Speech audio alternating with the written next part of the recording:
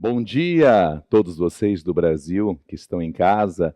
Bom dia, querida Florianópolis.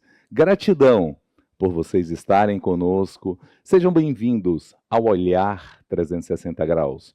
Somos uma nação itinerante da Neurogastro que sai rodando pelo Brasil, compartilhando, conectando, unindo polos, pessoas amantes da neurogastroenterologia. Somos um braço científico da APSEM, que está aqui hoje representada por todo esse time, acolhendo, abraçando todos vocês. A todos os polos que estão em casa, a todos vocês que estão em bases, cidades que estão recebendo a nossa transmissão, gratidão por estarmos juntos mais uma vez. Hoje, diretamente de Florianópolis, nós teremos a grande maestra da neurogastro, da microbiota, do intestino, a professora Maria do Carmo. Alguém que dispensa comentários pela sua simplicidade, generosidade e excelência científica. Teremos na mesma mesa a querida Carla Grange, aqui, minha co-host, dentro dessa mesa de transmissão, minha irmã, e o querido Eduardo Zui no primeiro bloco, e Nelson representando a Gastro de Florianópolis. Teremos hoje a nossa plataforma funcionando de forma interativa com todos vocês. Vocês que estão nos polos, vão lá, converse com o nosso time, mande perguntas, tanto pelo nosso grupo de WhatsApp, também pela plataforma. Quem está em casa, do lado direito você vai ter acesso a uma votação, ao chat, estará aqui, conectado. A ideia do Olhar 360 Graus é conexão, é fazer a ciência, o que há de mais moderno, chegar a todos vocês, para que nós possamos aplicar para cada paciente. Esse sim, nosso centro de atenção. Gratidão a todos, gratidão pela recepção, querida Florianópolis. Querida professora Maria do Carmo, seja bem-vinda ao nosso Olhar 360 Graus mais uma vez. Dê o bom dia a todos os nossos amigos que estão aqui, aos que estão em casa conosco, professora. Bom dia a todos, prazer enorme estar em Florianópolis, mais uma vez. Pena que vai ser tão rapidinho, porque é uma cidade tão linda, amigos tão queridos. É um prazer, Fábio, estar com você, Carla, Eduardo, todos aqui, o Nelson e todo o grupo de Florianópolis e do Brasil, né, que nos acompanha. Esperamos fazer uma manhã bem prática, bem proveitosa, discutir os casos clínicos, a nossa prática mesmo, e é dessa forma que a gente veio e espero deixar um pouquinho aí de algumas dicas, algumas pílulas, como diz o nosso maestro Fábio. Bom, gratidão, professora. Querido amigo, irmão Eduardo Zui, enfim, chegamos a Florianópolis. Algo tão pedido por ti, pelos amigos aqui, estou vendo ali alguns aqui dentro nessa mesa. Gratidão pela receptividade. O que nós podemos passar para todos que estão em casa, para as nossas bases? O que teremos hoje de bom, Zui? Quem agradece somos nós, né, Fábio, na FAD, APSEM, receber o Olhar 360 aqui é realmente uma honra para a gente. Nós agradecemos da forma que a gente, mostrando toda a nossa atenção e a quantidade de pessoas, o prestígio para o NAFAD e a APSEM. Muito obrigado. Hoje o tema será sobre intolerâncias alimentares, alergias alimentares, síndrome do supercrescimento bacteriano do intestino delgado e bloating. É algo que está no nosso dia a dia, né? Todo gastroenterologista enfrenta esses desafios e nada melhor do que a professora Maria do Carmo para trazer essas atualização e discutir os casos desafiadores que a gente trouxe aqui para a gente conversar. Com certeza. Querida irmã, como você fez falta no DDW, nunca mais falte, né, professora?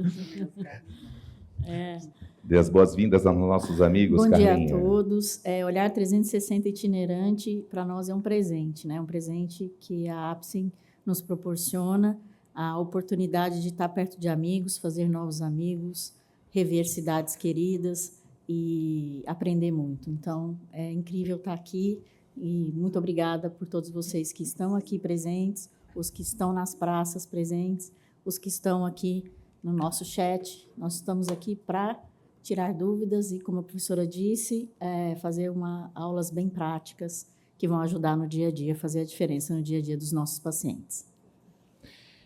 Vamos só quebrar um pouco o protocolo. Primeiro, eu acho que assim, vamos brindar a excelência que essa terra só tem pessoas maravilhosas que eu conheço tanto. Brindar a Gastro de Santa Catarina, já vim aqui algumas vezes, brindar todos vocês, brindar a Neurogastro Nacional, brindar a APSEM, por estar fazendo com que a gente se reúna aqui hoje. Saúde para todos nós. Para todos nós. Professora, comece a trazer para a gente um pouco hoje do que a gente pode esperar de algo tão comum do nosso dia a dia. Distensão gasosa, gases. Afinal, parece ser simples, mas a gente sabe que tem muitas táticas para poder melhorar a vida de nosso paciente. Vou puxar só seu microfone um pouquinho para a excelência da sua voz ficar perfeita. E, professora, por aqui, deixa eu transmitir. Obrigada mais uma vez, agradecer à APSEM, ao NAFAD e ao grupo todo, né? Fábio, Eduardo, Carla, que compõem esse grupo. Estávamos agora juntos no DDW e, de fato, queremos assim trazer o que a gente viu e, sobretudo, essas faces que são pacientes que nos desafiam todos os dias e muitas vezes a gente realmente não consegue entender e resolver, que é o mais importante, o problema do nosso paciente. Aqui hoje, então, estamos com o apoio da APSEM, mas é um evento totalmente nosso, científico, minha aula montada aí com toda a liberdade. E distensão, bloating, flatulência são queixas muito mal definidas, até para a nossa anamnese, mesmo com tempo é difícil. O bloating fica em inglês, porque eu até assisti uma apresentação no DDW, onde o professor Aspiros, que é uma das grandes autoridades do grupo do professor Malagelada de Barcelona, ele é de Barcelona, o professor Aspiros dizia: não temos essa palavra em espanhol e nem temos em português. Então, por isso que a gente mantém bloating, a gente vai entender, todo mundo aqui é gastro, é clínico e sabe, mas a gente vai tentar definir isso melhor. Mas são queixas muito frequentes nas doenças orgânicas, em algumas doenças orgânicas, mas sobretudo nas funcionais. E algumas vezes nós temos síndromes, de acordo com o consenso de Roma, onde o paciente só tem essa distensão ou só tem o bloating. Então, é muito comum fazer parte de outros sintomas juntos, mas pode ser o único sintoma. O grande problema é essa definição. Geralmente, ela é um objetivo secundário nos estudos, não é o primário. Então, a gente acaba não tendo resultados tão claros assim. O que ajudou muito a começar a entender foram os últimos consensos, principalmente o 3º e o 4º consenso de Roma.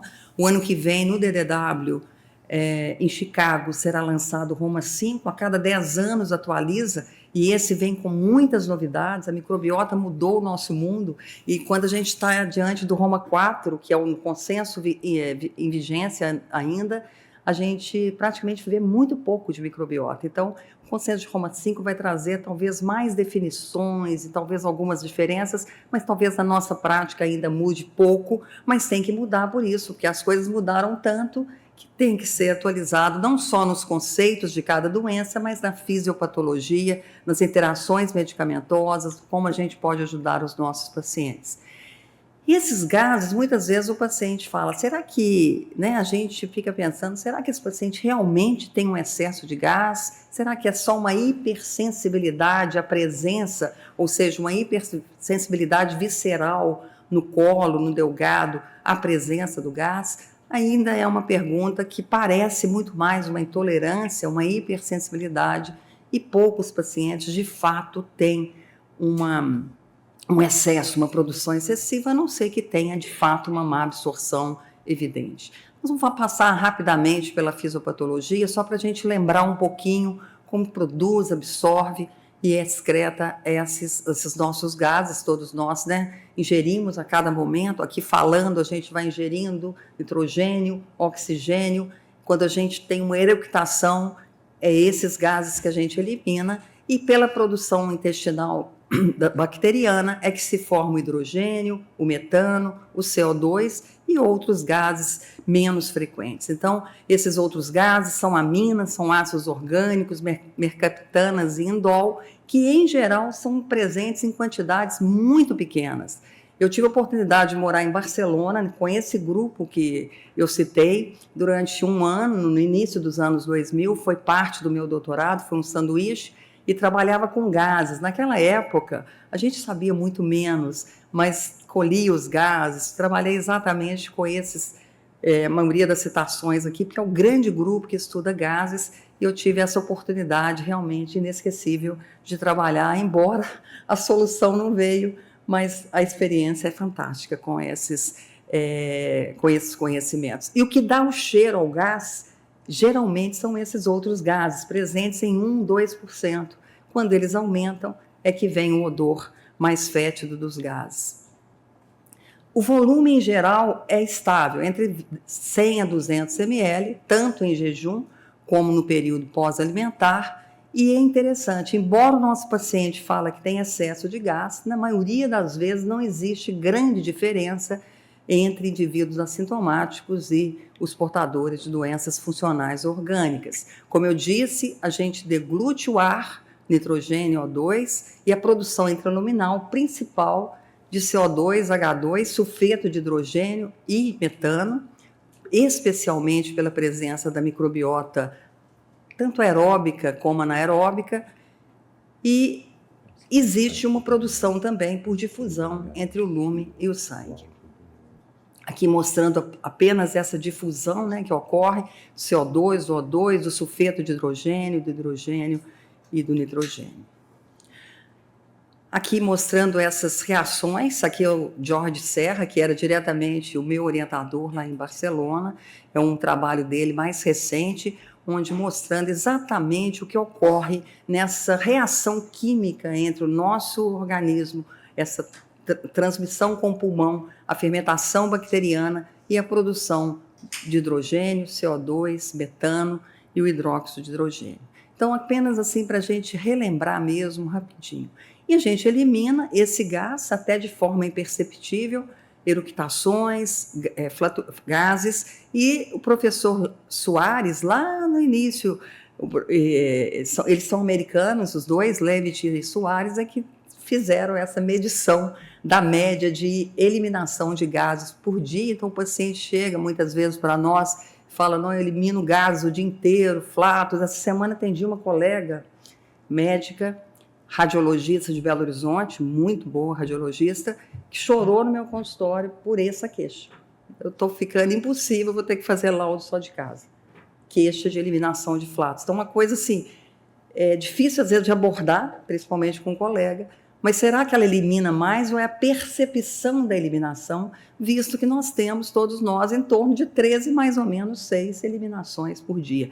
Então, esses conceitos que são importantes nessa introdução, para a gente até discutir os detalhes. Aqui, exatamente um trabalho do finalzinho dos anos 90, onde o professor Jorge Serra mostrou que ao infundir, a gente fazia essa experiência, depois a gente continuou fazendo esse trabalho em pacientes, mas aqui só em voluntários saudáveis, quanto a gente injeta de ar é eliminado. Então, infunde o gás, infusão e elimina. Ou seja, se não há um distúrbio motor, a eliminação corresponde à ingestão. Alguns anos depois... desculpa.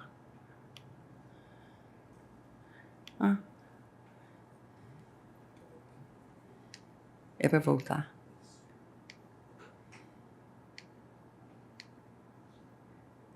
Desculpa. Eu acho que ficou para frente. Era um trabalho exatamente mostrando a diferença com pacientes. Deve estar para frente.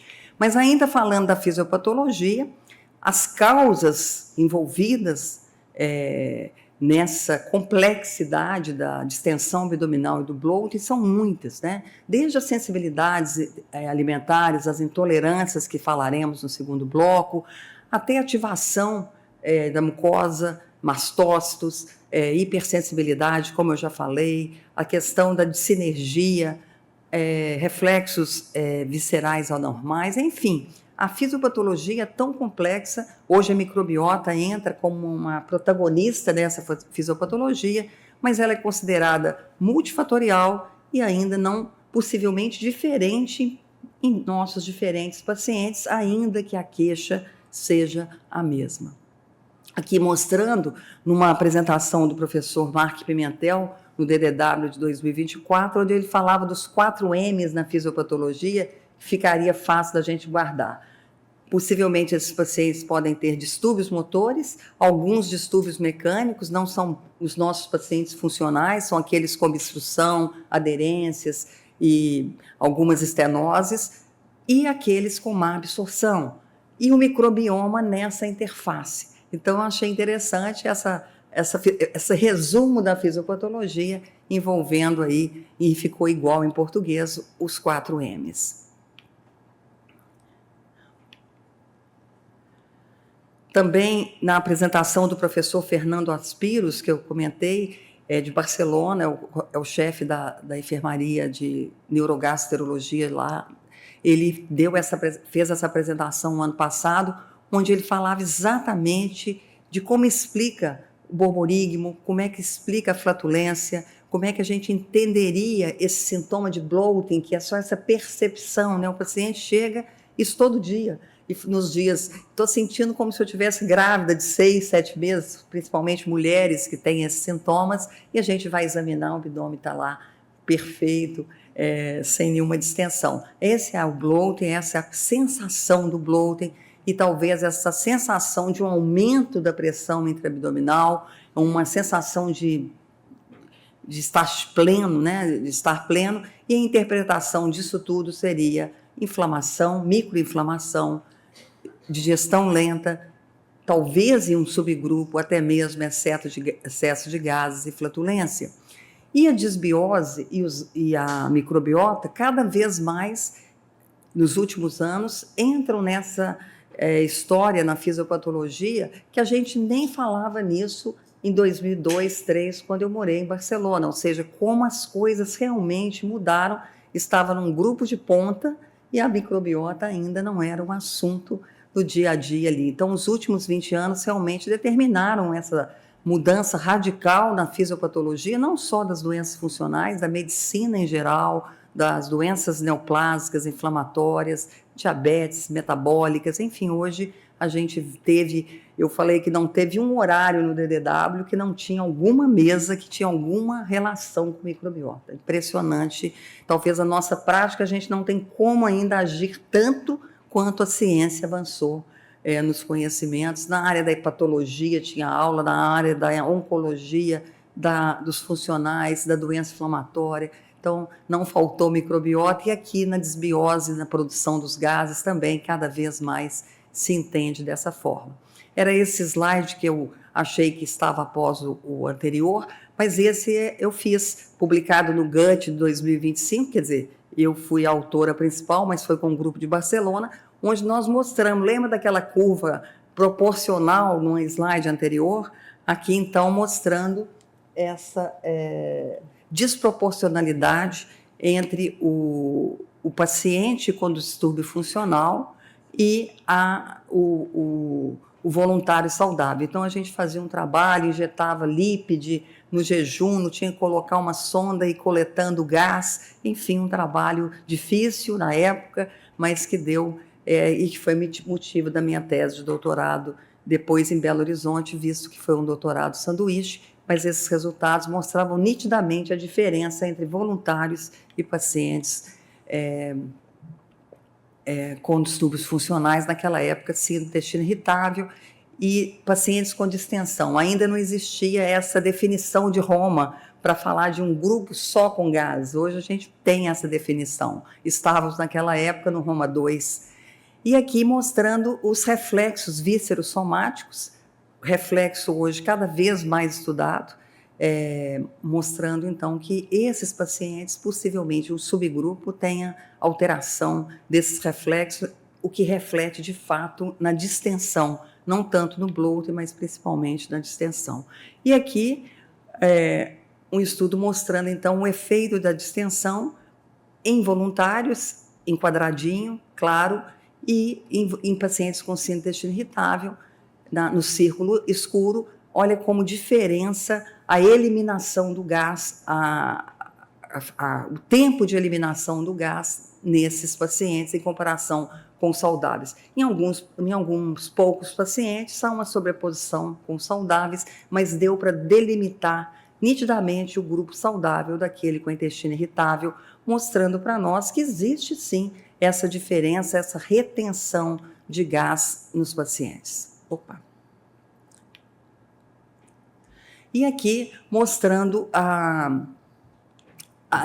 foram 56 pacientes com distensão abdominal, 9 tinham dismotilidade de Delgado, tendo feito lá a manometria intestinal, e 47 eram pacientes portadores de distúrbios funcionais. Vejam, o paciente com intestino irritável, ele apresentava uma protrusão abdominal, um descenso, aqui é a distribuição dos gases, normalmente, ó, esse exame feito por tomografia lá, com contraste, há um descenso do diafragma, mas pequeno aumento de gás, por isso que a diferença do volume de gás em paciente funcional para voluntário é muito pequeno. Entretanto, aquele com dismotilidade real, com, por exemplo, inércia colônica, com pseudoobstrução intestinal, esses não. Esses têm um aumento significativo, vejam, dos gases intestinais. Olha aqui o aumento de mais de 3.300 ml, associado a uma protrusão abdominal, e não só do diafragma, e elevação do diafragma. Então, aqui o diafragma diminuiu, ele cai, e aqui ele está elevado. Então, esse trabalho muito interessante, também do grupo da professora Ana Carino, com quem eu acompanhei a manometria do intestino delgado, um exame dificílimo, né?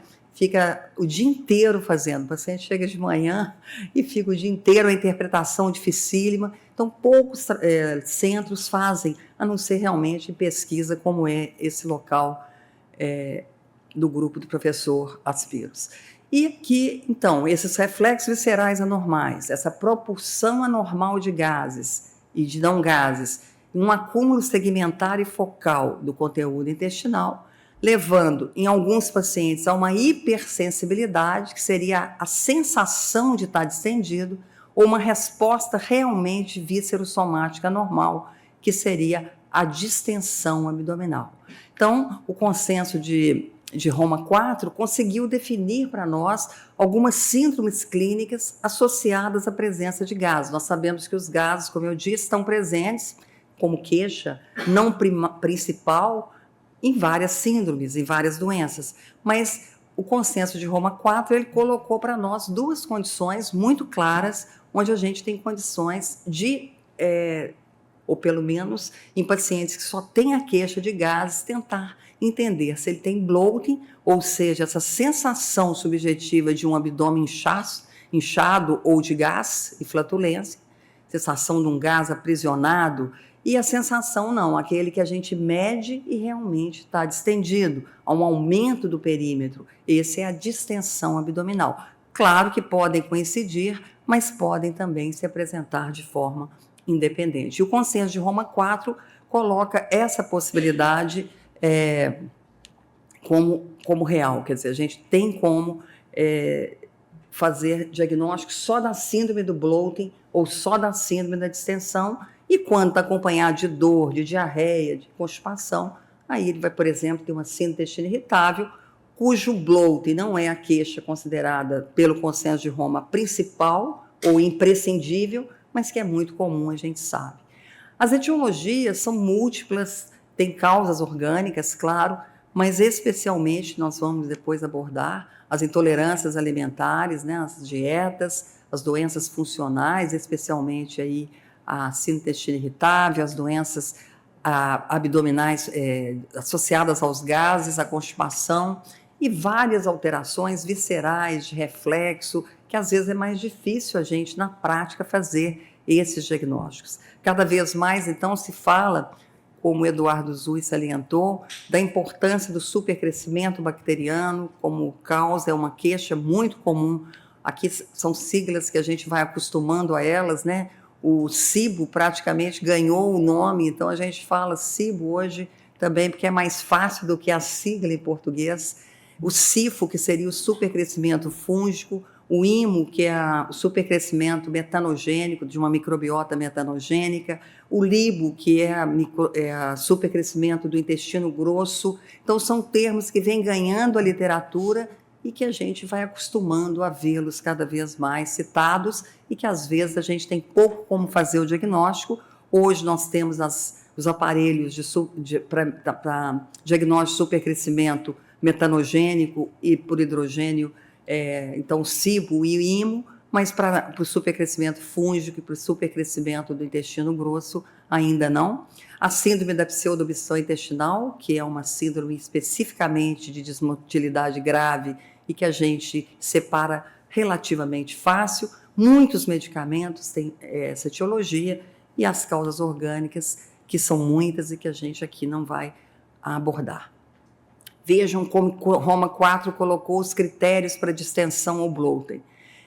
Distensão ou bloating, que deve ocorrer pelo menos uma vez por semana e predominando sobre os outros sintomas, que seria dor, diarreia, constipação, ou seja, o paciente chega para nós e fala, eu vim cá por causa de gases, eu tenho abdômen distendido, e eles devem estar presentes no mínimo, e ter iniciado no mínimo 6 meses. Temos muitos pacientes que preenchem esses critérios. É uma condição comum, vejam esse estudo, com mais de 55 mil pessoas, 18% da população relatou essa sensação de bloating. Não ele de alguma forma pode ou não estar com dor, mas geralmente tem um desconforto, pode ter constipação associado, pode ter diarreia, mas às vezes não tem alteração do hábito intestinal e muito relacionado, como já comentamos, a todos os subtipos da síndrome do intestino irritável.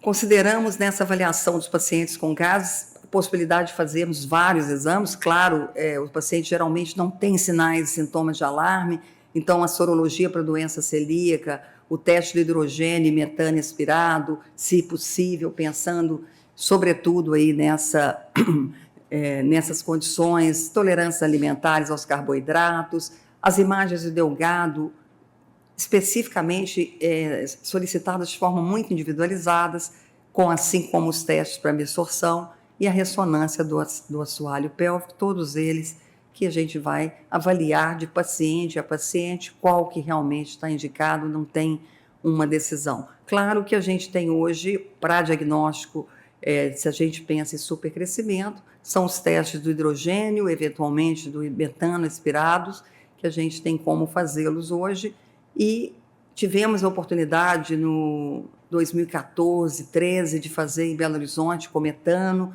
mas só a nível de pesquisa mesmo, e agora que está aí no Brasil aprovado para a gente utilizar.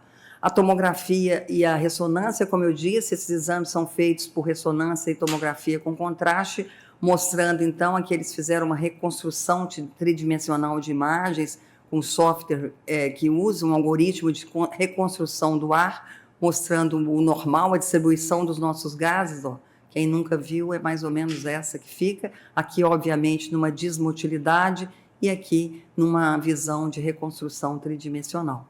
Então, é difícil, não temos isso na nossa prática. É claro que o colega, às vezes, chama atenção que tem muito gás, principalmente no ultrassom, mas essas imagens assim tão específicas, de fato, não fazem parte da nossa rotina, nem aqui e nem fora do Brasil, isso mesmo de pesquisa.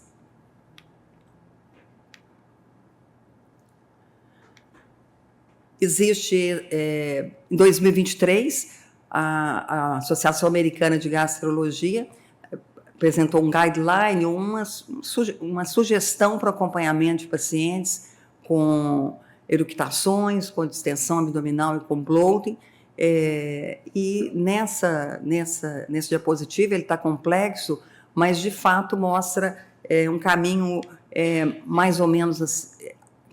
Se tem distensão e bloating, primeira coisa, a constipação está presente? Se sim, existe um caminho para uma avaliação de constipação junto com o bloating e a distensão, e pensar em sinergia, por exemplo, tratar a constipação, o biofeedback, se existe a defecação dissinérgica. Se a constipação não está presente, primeira coisa, pensar nas intolerâncias alimentares, intolerância aos carboidratos, enfim, todas as intolerâncias e, obviamente, tratar de acordo com essa intolerância. Se existem sinais de alarme, é claro que nós temos que fazer uma avaliação muito maior e estudos, né, de ressonância e tomografia, e se não, pensar realmente no risco do supercrescimento ou do crescimento metanogênico e depois a dissinergia abdominofrênica. Essa é a orientação do último guideline de 2023 da American Gastroenterology Association.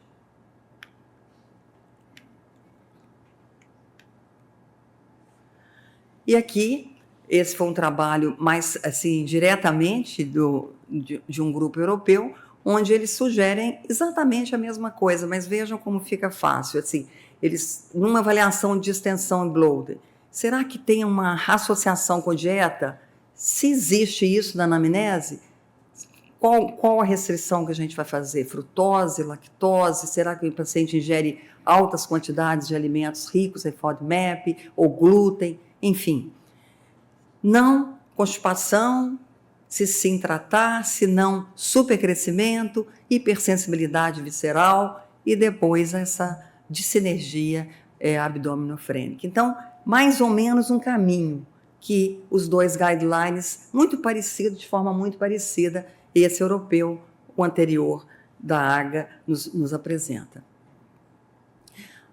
O professor Pimentel, o Mark Pimentel, quem não conhece, ele é de Los Angeles, da Universidade de Los Angeles, é o grande, talvez, mentor aí hoje do supercrescimento, estudioso mesmo, e ele apresentou no DDW um ano passado já tinha falado muito dessa produção do sulfeto de hidrogênio, da produção do metanogênico, ou seja, separando provavelmente os pacientes com distensão, com gases, com bloating, em diferentes microbiotas produtoras, hora de hidrogênio, hora do sulfeto de hidrogênio e hora de produção de metano. E hoje, cada vez mais, se reconhece uma microbiota específica para cada um desses pacientes que eliminam predominantemente hidrogênio, ou sulfeto de hidrogênio, ou metano. Lá no DDW esse ano, na área de estandes, já tem um aparelho com esses 3 gases, o sulfeto de hidrogênio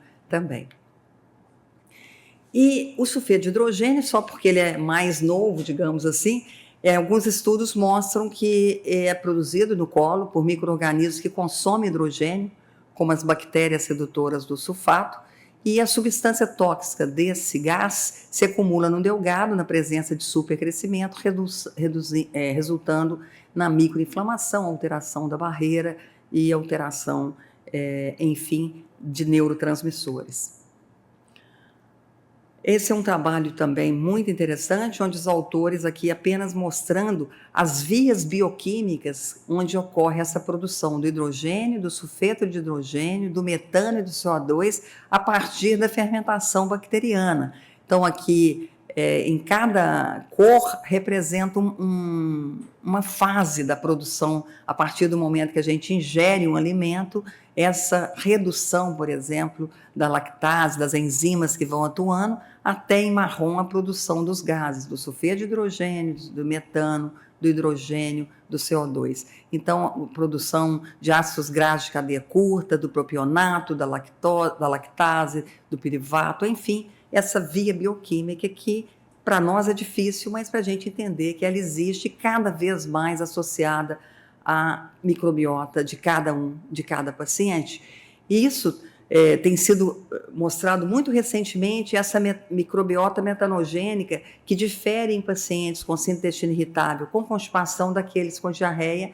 Provavelmente os pacientes com constipação ou com síndrome do intestino irritável com constipação têm uma abundância da família de micro-organismos que produzem metano, então uma microbiota metanogênica, por isso a gente fala hoje desse supercrescimento metanogênico, diferentemente daqueles com a doença da forma diarreica.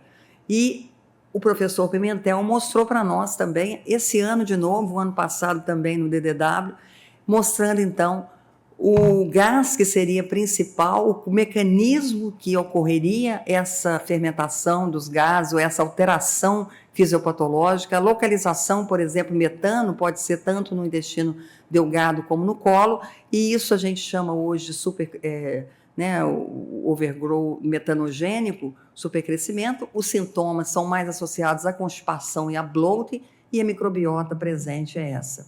No hidrogênio, vem aqui os mecanismos, a hiperfermentação, a resposta imunológica, a disfunção de barreira, a hipersensibilidade também nos 2 intestinos. Aí a gente chamaria de SIBO, porque tem associação com hidrogênio, é mais associada à forma diarreica e bloating, Escherichia coli, Klebsiella pneumoniae, no colo ainda não sabemos.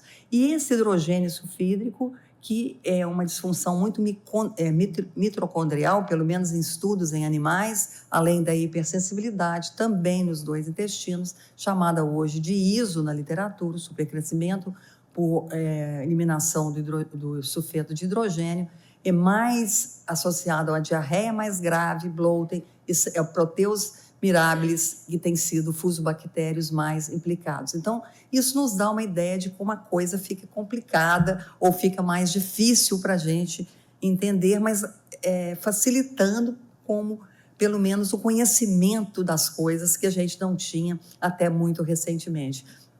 Então, o que a gente tem visto na literatura hoje é essa separação, essa individualização. Parece que o paciente que tem constipação funcional ou síndrome do intestino irritável com constipação apresenta uma microbiota bem diferenciada daquele com forma diarreica ou forma mista, onde tem mais o sulfeto de hidrogênio, e aqui, na forma com constipação, nas constipações funcionais, mais a produção metanogênica. Então, isso tudo deve, no futuro, não acredito ainda em Roma 5, separar a doença em diferentes doenças, visto que a fisiopatologia também vai sendo diferenciada. E aqui, então, para terminar, um slide do professor Pimentel, agora do DDW, onde ele separa nitidamente o paciente com metanogênese, digamos assim, que está associado ao metano, que é a forma com constipação, daquele com a forma com diarreia produtora de sulfeto. As opções terapêuticas, então, idealmente seriam, de fato, baseadas nesses novos conhecimentos tão fantásticos e que vão mudando e vão fazendo com que a gente entenda melhor que não é da cabeça do paciente quando ele tem bloating e a gente não acha nada.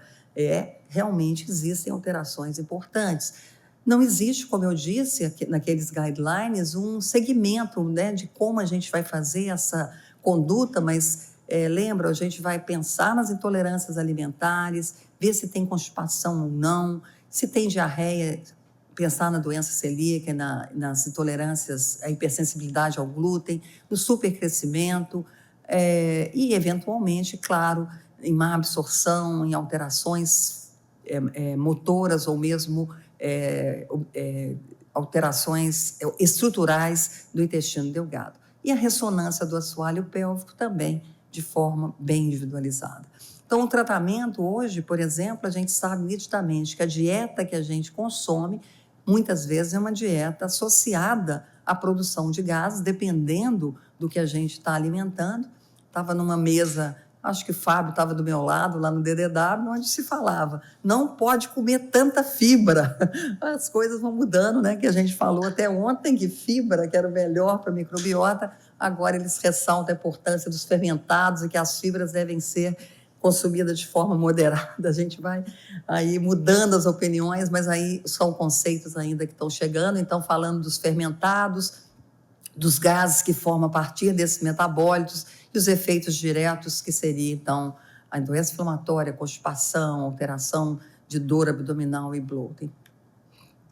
Então, a dieta é fundamental. Hoje, com a opção aí de fazer uma dieta FODMAP menos rigorosa, talvez a aderência com certeza é melhor e talvez consiga melhorar, como esse estudo publicado esse ano, mostrando aí que 4 semanas no estudo duplo cego, no paciente com doença da forma diarreica da síndrome, mostrou que a dieta mais simples do que a tradicional, que é uma eliminação, aqui eles colocaram 16 nessa tradicional, que é rigorosa, e essa mais simples, onde foi só o GOS e frutanos, a resposta foi adequada. Então, esse FODMAP Light, ou menos rigoroso, tem sido a forma da gente, talvez, conseguir uma aderência melhor à dieta FODMAP, que muitas vezes nos ajuda, sim.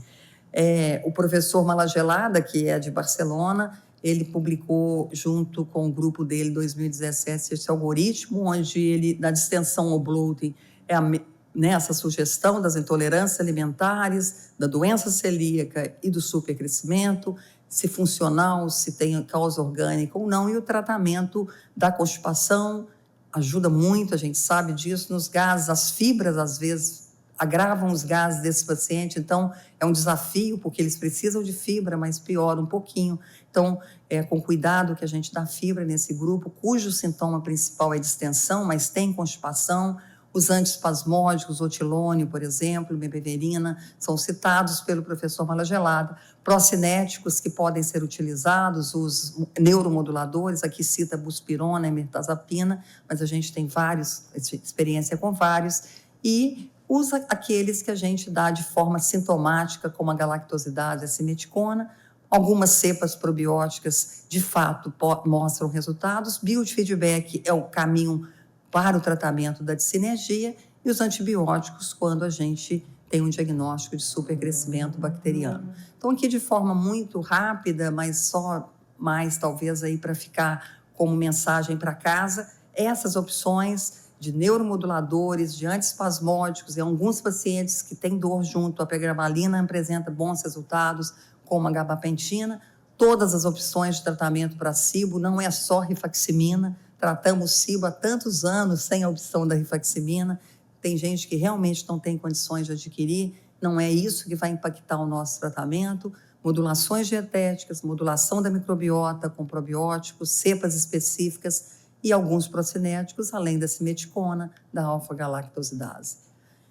Conclusão, bloating e distensão são queixas muito frequentes, entretanto, precisamos ser um bom detetive, os sintomas são muito inespecíficos, mas tenha em mente que são muitos os processos fisiopatológicos subjacentes, mesmo nos pacientes funcionais. O histórico dietético é importantíssimo, o diário alimentar, como a gente vai ver na apresentação posterior. É frequente a sobreposição com doenças funcionais, considere a possibilidade da pesquisa do supercrescimento bacteriano, da flora metanogênica, das intolerâncias alimentares, constipação e síndrome intestino, considere o conceito de hipersensibilidade e neuromodulação e considere sempre a possibilidade de dissinergia abdominofrênica, e aí o biofeedback é o grande tratamento. Trouxe aqui, Fábio, apenas para mostrar para os colegas rapidamente 2 trabalhos apresentados no DDW, que tem tudo correlação com essa apresentação.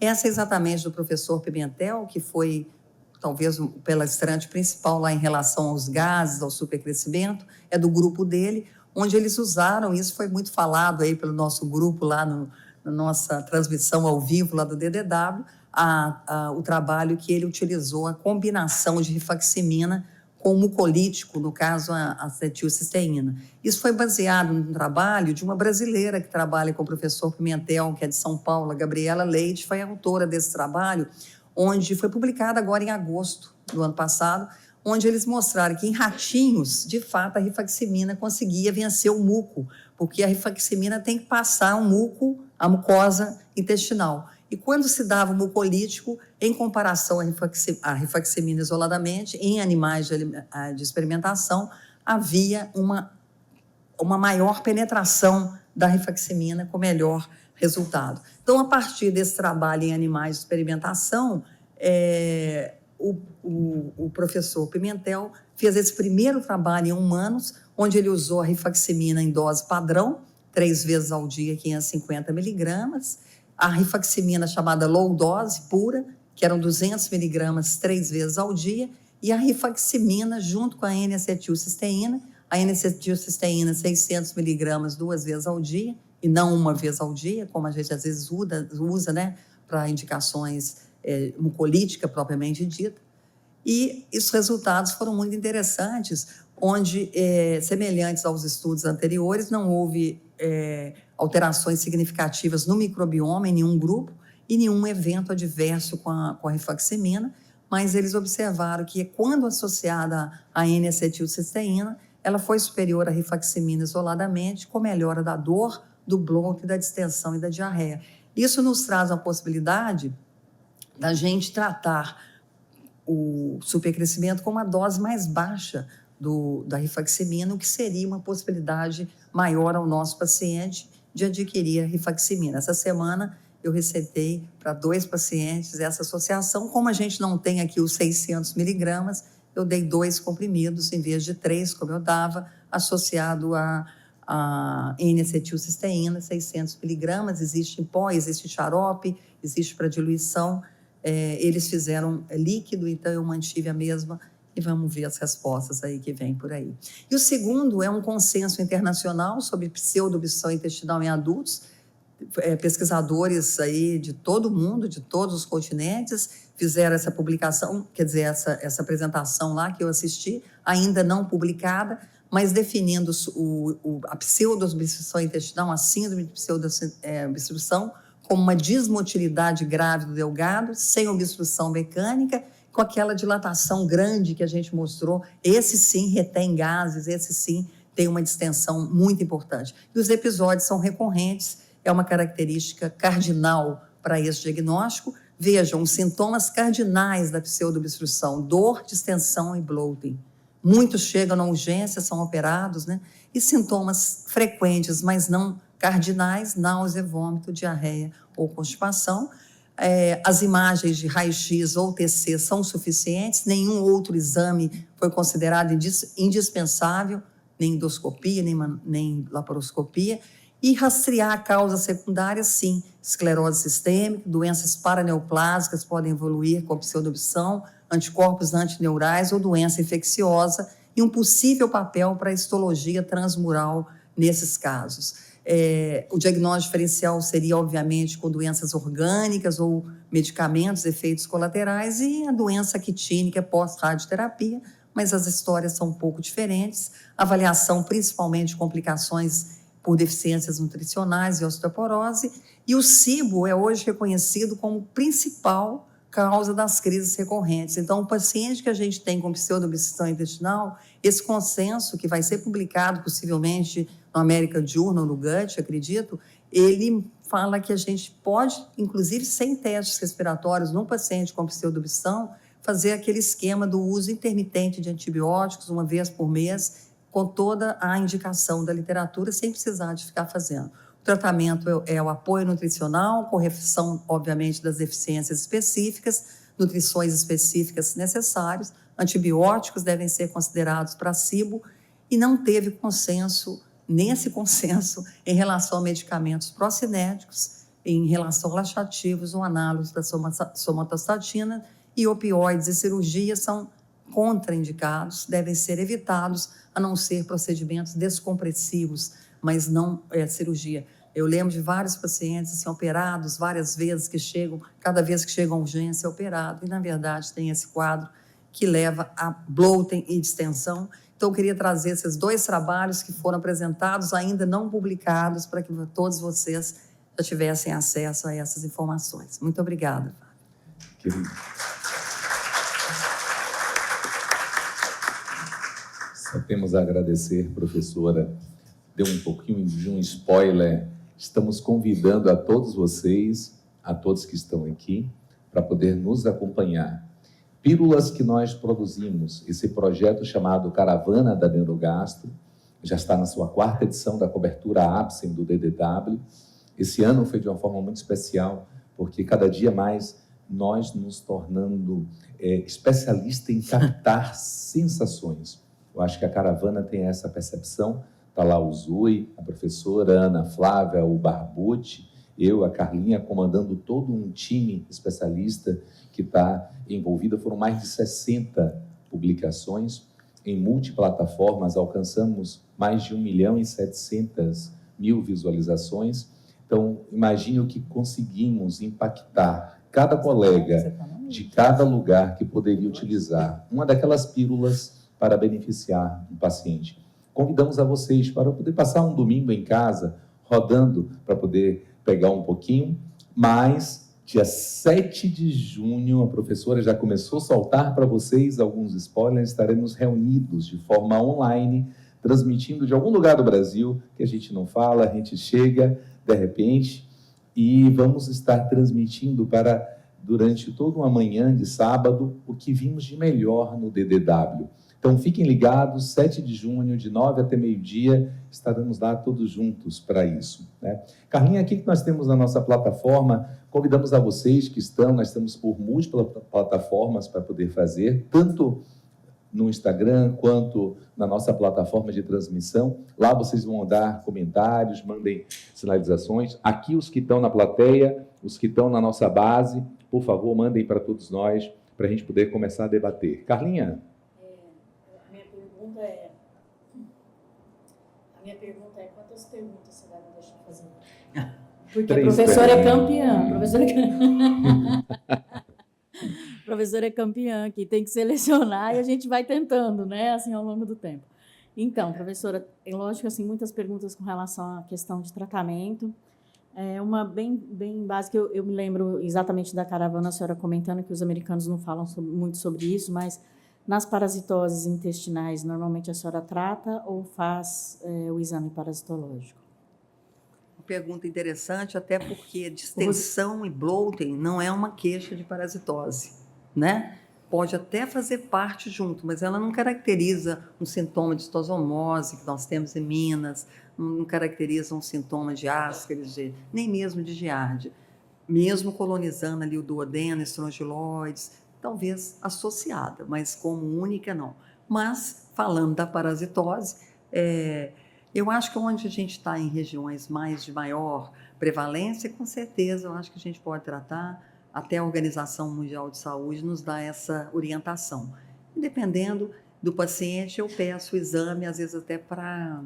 Ontem mesmo, de manhã, atendi um paciente com uma biópsia de reto com ovos de histosomose. Então, Minas nós temos, aqui nós estamos no sul do Brasil, né, onde a parasitose é menos comum do que no norte, nordeste. E Minas fica ali no meio. Então, pensar, e dependendo, é muito difícil, às vezes, sair no exame de fezes, a gente faz um tratamento de prova quando a suspeita é grande. Desculpa, essa pergunta foi do Rosivaldo, de Aracaju, viu, Rosivaldo? Desculpa não ter comentado antes. O Maurício Bravin, nosso irmão, está aqui sempre conosco, pergunta, professora, na sua prática, quando existe a possibilidade da SIFO levantada, a senhora acha que a resposta com antifúngico tem sido relevante? Bom dia, Maurício. Prazer saber que você está com a gente. Então, o SIFO é uma coisa que a gente vê muito mais, assim, no tratamento. A literatura é pouca. Na hora que você vai embasar na literatura, os trabalhos não nos respaldam tanto. Talvez em pacientes que tenham candidíase de repetição, em pacientes tratados com antibiótico, imunossuprimidos, temos que pensar principalmente com diarreia, com distensão. E em alguns pacientes, eu lembro especificamente de alguns casos que fizeram muita diferença. Mas na prática, sim, eu acho que a gente tem que ter cuidado, antifúngico por 14 dias, a gente teria que dar, principalmente a gente usa o fluconazol, não é um tratamento para primeiro momento, né? Muito antes disso, supercrescimento bacteriano, intolerâncias alimentares, né? Avaliar o paciente funcional como um todo, mas com certeza, em algum momento, em alguns pacientes, pensar nessa possibilidade, porque às vezes o paciente está refratário porque tem um supercrescimento fúngico, mas geralmente ele tem fatores de risco para isso. E a terceira pergunta, a Luíse Vidolin perguntou para nós se já existe, professora, cepas de probióticos específicas para tratamento de bloating? Já tem essa ideia já atual? Não, especificamente não. O que tem é nascido intestino irritável, onde alguns estudos mostraram melhora da distensão com alguma cepa ou alguma combinação de cepa. Isso não tem dúvida. Existem alguns probióticos, algumas combinações probióticas, inclusive aprovadas. A gente recomenda muito o guideline da Organização Mundial de Gastroenterologia, publicado na Intriga ano passado, onde ali ele dá para nós. Nós temos no Brasil vários probióticos ali recomendados e são recomendados para intestino irritável.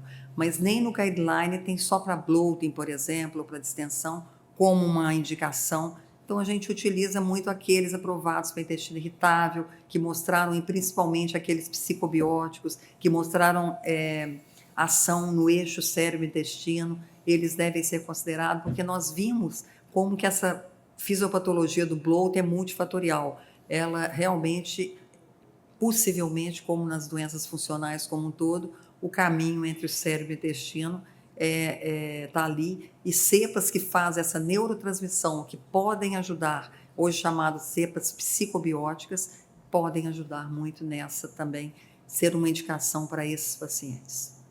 E o que é interessante, Carlinha, é que essas cepas elas conseguem ter um embasamento realmente científico por trabalhos que vão ser cada vez mais provados na literatura, mas o psicobiótico, ela melhora a ansiedade. Então, ela vai melhorar a percepção e a reação do paciente ao bloat.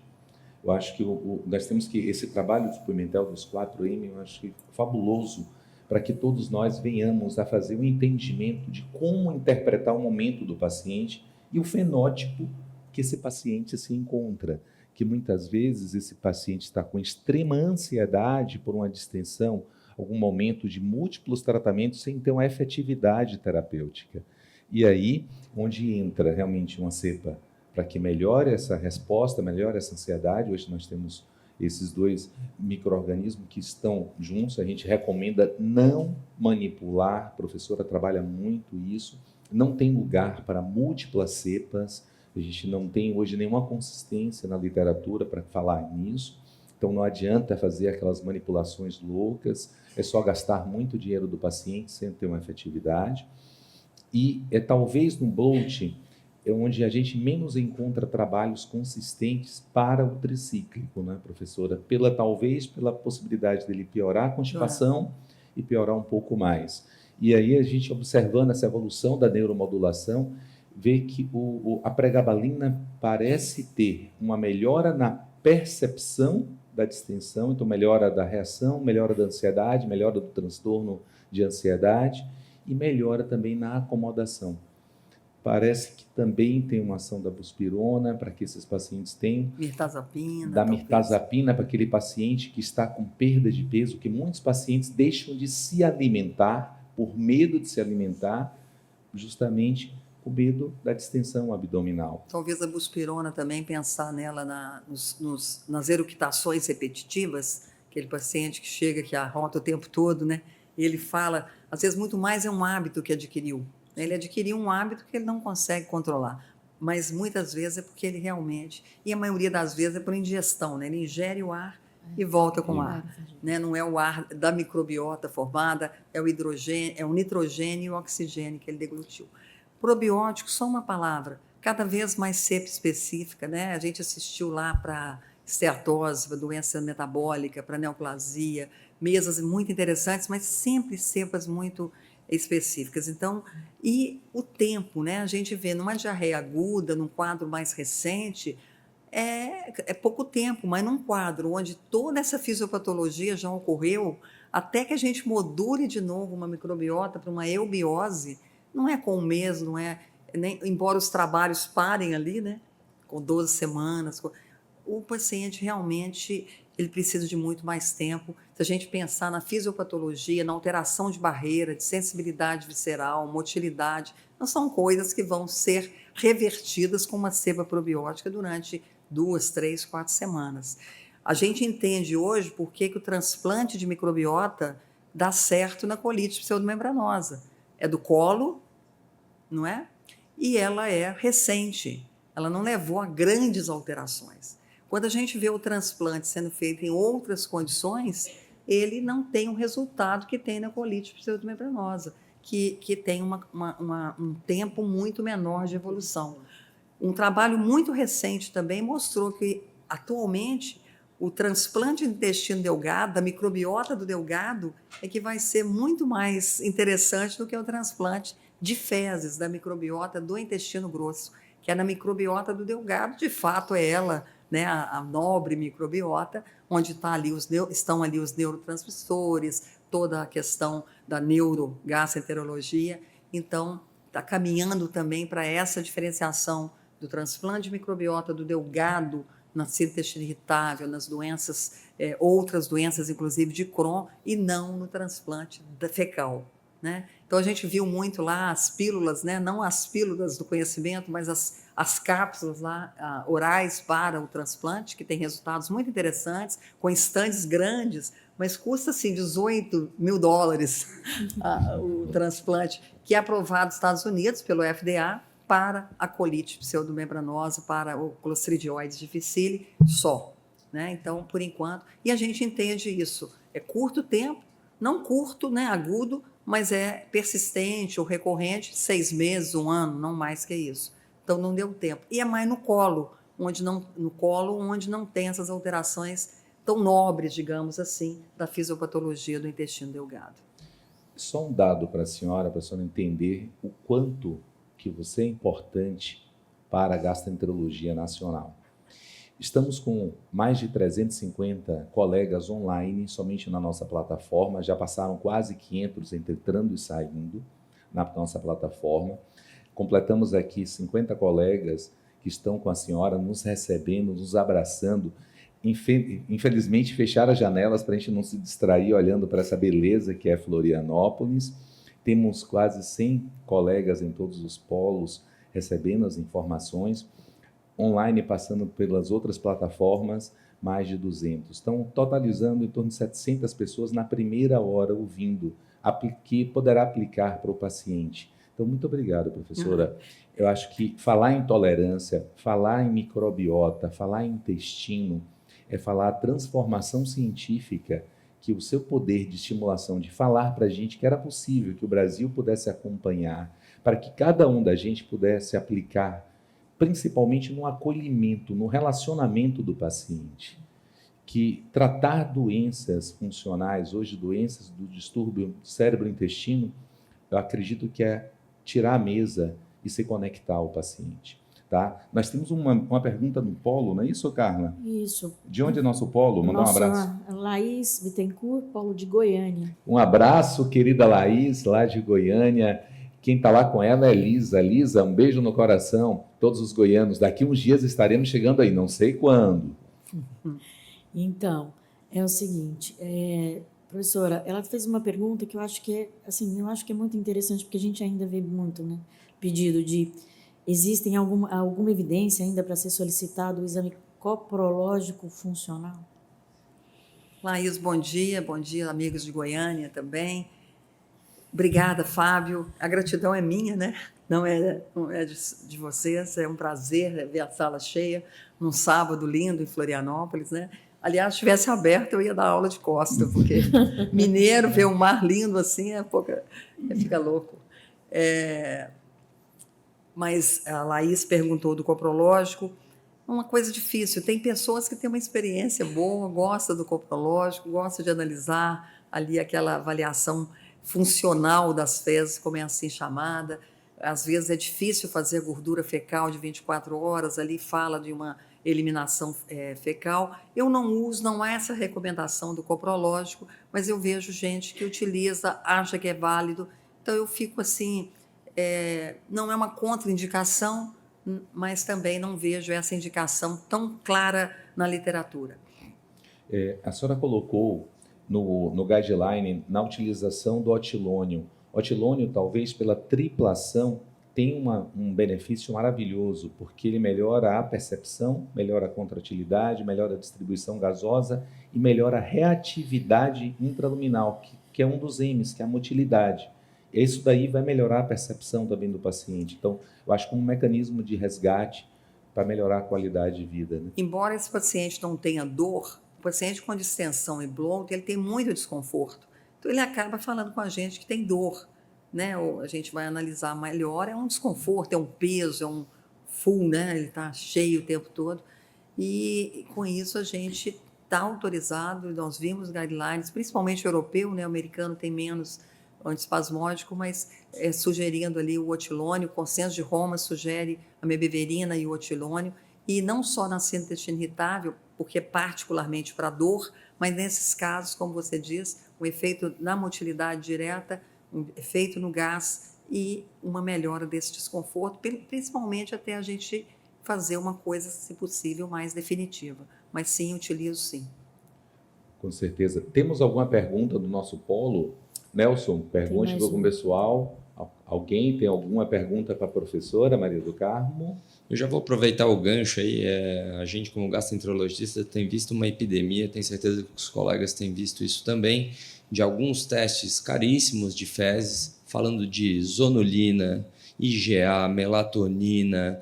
Olha, daqui a pouco sabe até o próximo gene da geração do cidadão pelas fezes, e a gente fica assim sem muita categoria para dizer o que realmente o exame de fezes é capaz de analisar. Gostaria de escutar a tua experiência e se esses testes são válidos e como é que a senhora se comunica diante desses meios de informação.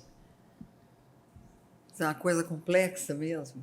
É difícil, a gente não tem esse embasamento, o paciente já chega com esses testes para nós. Essa semana, uma colega de Campo Grande me mandou um panfleto, né, de um grupo que está fazendo lá, tudo isso que você falou, se existia indicação dela solicitar, e realmente não tem, a gente não tem nenhum embasamento para isso, nem um estudo da microbiota ainda, nessa análise fecal. Quer dizer, existem grupos que trabalham com isso, aqui em Blumenau tem um muito bom, em São Paulo, mas assim, na prática, o que você faz com isso? Ainda não. Vai chegar esse momento.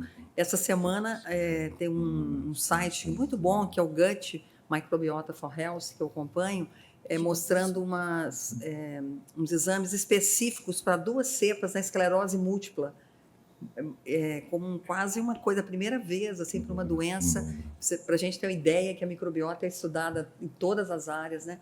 E mostrando que talvez seja um caminho. Então, vão surgir, é um caminho que a fisiopatologia avançou muito, a diagnóstica avança, mas não avança talvez na mesma proporção, e a terapêutica também não. Então, a gente tem que ter um pouquinho de paciência, não entrar nessa onda de que a gente vai ter muito mais dificuldade de tratar o nosso paciente, onerá-lo muito, que são exames caros, e que a gente realmente não tem nenhum respaldo científico para esse tipo de solicitação, não tem o que fazer com aquilo, diferente do que a gente faz por todo mundo, não é a gente aqui falando mas é o que a gente traz do que a gente ouve, estuda e acompanha na literatura. Não tem indicação. Professora, o Dr. Vladimir Cabeças, de Equador, lhe envia um abraço e, enfim. Olá, buenos dias, muito gosto. Então, a gente tem uma pergunta do Polo do Maranhão, doutora Priscila Marques, está lá com a Nara, do nosso time aí da APSEM. Um beijo, Nara. Maravilhosa ela, Maranhão. Daqui uns dias estaremos lá também. Está perguntando o seguinte, eu acredito que logo no começo a senhora comentou sobre isso, mas ela pergunta que se a gente identifica que esses sintomas atualmente eles estão realmente mais associados a uma alimentação mais rica em fermentados e derivados de leite, que as pessoas fazem no dia a dia hoje em dia. Como é que chama a colega? A colega chama Priscila Marques. Bom dia, Priscila, muito obrigada. Maranhão, que eu adoro, os lençóis maravilhosos também, como aqui, né? Aqui a praia, lá os lençóis. Vou aproveitando as viagens e vendo, nem que seja só do avião. Então, ela falou de alimentação mais fermentada e derivados de leite. Interessante, né? Essa mesa do DDW que eu acabei de falar, falando do equilíbrio entre fermentados, a importância dos fermentados na microbiota, tão quanto as fibras, voltando a essa ideia. A impressão que a gente tem, o ano passado, por exemplo, uma mesa em defesa ao glúten no DDW. Esse ano, em defesa aos fermentados.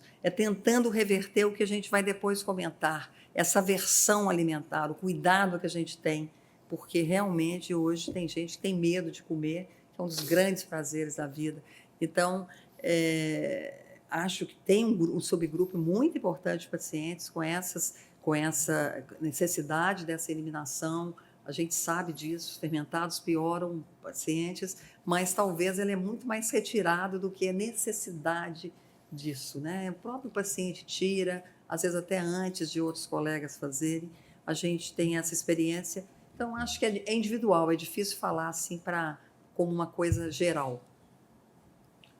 Só repetindo aqui, a querida Pri pediu para a gente poder repetir a pergunta da Ana Flávia. Carlinha, rapidinho. Ela está no Insta, professora Priscila, não estava ouvindo muito bem. Ah. Na verdade, ela perguntou qual é a opinião da professora com relação ao papel da alimentação dos fermentados e do leite nas dietas atuais. Foi isso. A pergunta que ela não ouviu, a senhora fala, ela ouviu, a pergunta que não. Obrigada, Carla. Obrigada, Priscila, aí pela pergunta. Vamos